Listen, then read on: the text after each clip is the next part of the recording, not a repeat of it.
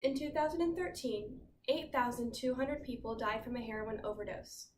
An estimated 24.5 million Americans are currently addicted to or taking some sort of addictive drug. Out of these 24.5 million people, 6.5 of them are said to have been addicted to or currently taking heroin or some other opioid medication. Heroin is highly addictive, and it is administered through either injecting it by a needle, ingesting it through your nose, or inhaling it by smoking. Arguably, the most dangerous way of consuming this drug is through needles, especially used needles. When addicts share needles instead of wasting money on new clean needles, it causes HIV to rapidly spread throughout a community, causing everyone to be affected by drug abuse.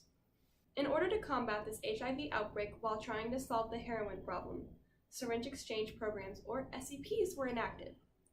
SEPs give heroin users clean needles in exchange for their used ones. They also offer services such as drug therapy, treatment center options, and counseling, none of which are required. SEPs have done a tremendous job of decreasing HIV throughout the community, but in a way they enable drug addicts to keep using because they always will have access to free and clean needles. With the access to clean needles and the green light to continue using, drug addicts can use practically consequence-free. But what about when these addicts overdose or are pulled over with drug paraphernalia?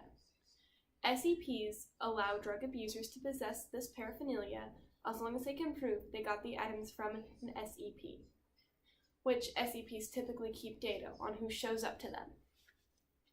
Along with the SEP protecting drug abusers, the use of Narcan also assists them too.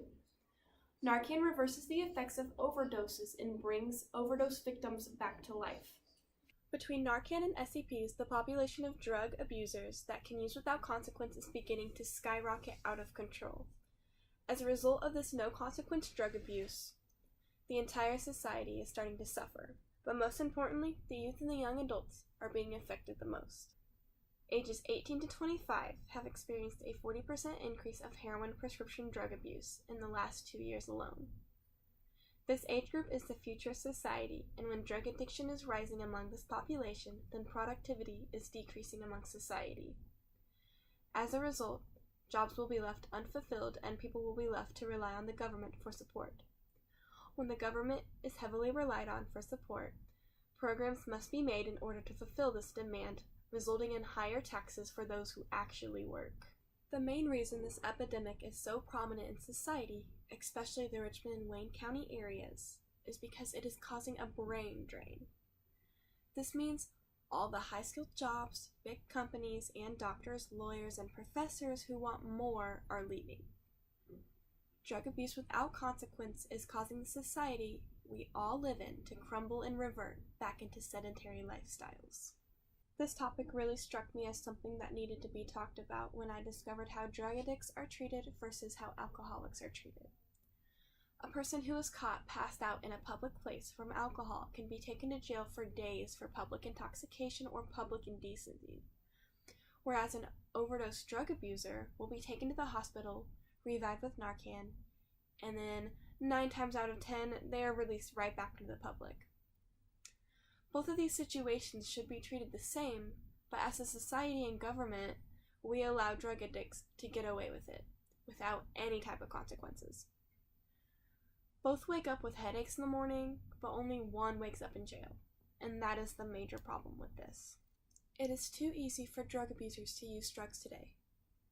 In the past year, heroin abuse has risen at least 20% in each age group, 30% in each ethnic or race group, and 50% just among women.